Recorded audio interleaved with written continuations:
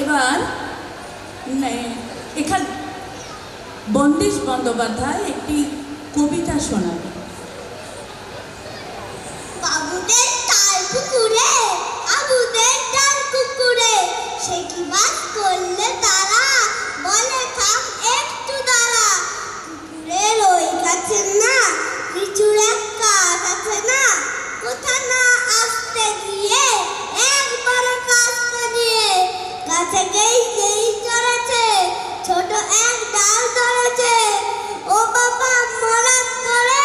পড়েছি সারাত চড়ে, পরিবার মারির গাড়ে সে ছিল গাছের আড়ে,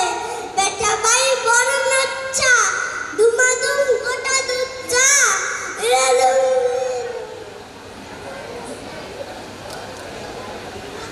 দিলে খুব কিলো খুশি একদম চাষা খুশি, আমিও বাদিয়ে খাবো দিয়ে বাচ্চা দিয়ে কাপড়, লাফিয়ে টিপটু টিয়ার দেখি এক ভিত্রি শিয়াল, আরে থাক শিয়াল কোথা